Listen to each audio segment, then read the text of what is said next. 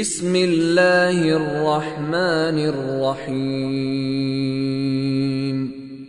أرأيت الذي يكذب بالدين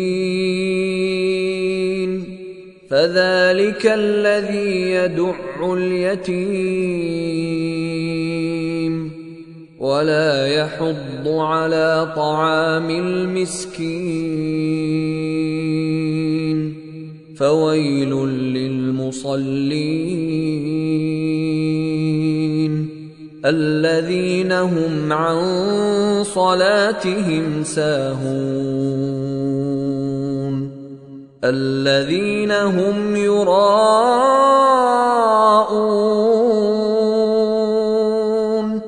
ويمنعون الماعون